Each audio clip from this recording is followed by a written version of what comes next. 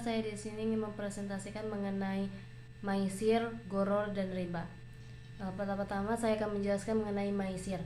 Kata maisir dalam bahasa Arab arti secara harfiah adalah memperoleh sesuatu dengan sangat mudah tanpa kerja keras atau mendapat keuntungan tanpa bekerja. Biasanya juga disebut judi. Istilah lain yang digunakan dalam Al-Quran adalah kata azlam yang berarti praktek perjudian. Maisir adalah setiap permainan yang menempatkan salah satu pihak harus menanggung beban pihak lain akibat permainan tersebut. Dalam konsep maisir, suatu permainan dikatakan sebagai maisir jika terdapat unsur-unsur berikut ini, yaitu adanya taruhan, mukhtaroh atau murahana, dan mengadu nasib. 2. Adanya suatu permainan yang digunakan untuk menentukan pemenang dan yang kalah. 3. Pemenang mengambil hak orang lain yang kalah. 4. Pelaku berniat mencari uang dengan mengadu nasib. Adapun selanjutnya definisi goror. Kata goror berarti hayalan atau penipu, tetapi juga berarti resiko dalam keuangan, biasanya diterjemahkan tidak menentu, spekulasi, atau resiko. Selanjutnya ada pun definisi mengenai riba. Riba menurut pengertian bahasa berarti az-ziyadah, tambahan. Yang dimaksud di sini ialah tambahan modal, baik penambahan itu sedikit ataupun banyak. Dalam pengertian lain, secara linguistik, riba juga berarti tumbuh dan membesar. Sedangkan menurut istilah teknis, riba berarti pengambilan tambahan dari harta pokok atau modal secara badahi. Adapun sebab-sebab haramnya riba. 1. Allah dan Rasulnya melarang atau mengharamkan riba yang sudah ada dasar hukumnya dalam Al-Quran ataupun hadis. Di sini ada pun hadis mengenai riba, yaitu wa akhallallahu baiha wa harrama riba, yang artinya Allah telah menghalalkan jual beli dan mengharamkan riba. Surat Al-Baqarah ayat 275. Selanjutnya yang kedua, sebab-sebab dari haramnya riba. Riba dapat memperlebar kesejahteraan yang kaya dan miskin. Ketiga, Allah SWT mengharamkan riba diantaranya karena perbuatan tersebut dapat merusak dan membahayakan jiwa, masyarakat, dan ekonomi.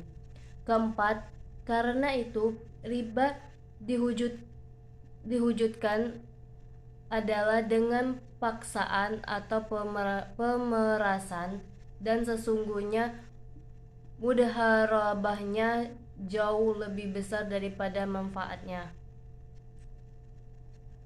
Kelima, karena riba menghendaki pengambilan harta orang lain dengan tidak ada keimbangannya. Adapun macam-macam dari riba. Fikih sunnah. Ulama fikih membagi riba menjadi 2, yaitu 1. Riba nasyiah. Riba nasyiah artinya pertambahan bersyarat yang diperoleh orang yang menghutangkan dari orang yang berhutang lantaran penangguhan. 2. Riba fard artinya jenis jual beli uang dengan uang atau barang pangan dengan barang pangan dengan tambahan. Menurut sebagian ulama, riba dibagi 4 macam, yaitu riba fard, riba qard, riba yard, dan riba nas. Adapun hal-hal yang menimbulkan riba, yaitu salah satunya adanya tambahan keuntungan karena tempo atau perpanjangan waktu. Manusia memiliki nafsu dunia kepada harta benda tanpa memikirkan dampak ke depannya. Selanjutnya, tidak pernah merasa bersyukur dengan apa yang telah Allah Subhanahu wa taala berikan. Adapun lagi tidak sama ukurannya menurut syarah, baik itu timbangan, takaran maupun ukurannya, dan tidak adanya tunai di majelis akad dan serakah harta tanpa memikirkan akhirat. Selanjutnya, adapun dampak riba pada ekonomi. Menurut Raffi Rahmat Darmawan, dampak riba atas perekonomian yaitu ada 7. Salah satunya, dan riba dapat menimbulkan overproduktif. Kedua, sistem ekonomi ribawi menjadi ujung puncak penyebab tidak stabilnya suatu nilai mata uang, currency sebuah negara. 3. Sistem ekonomi ribawi menyebabkan adanya kesenjangan sosial yang sangat signifikan. 4. Riba dapat meretakkan hubungan. 5. Sistem ekonomi ribawi menjerumuskan negara-negara berkembang kepada debit trough. 6.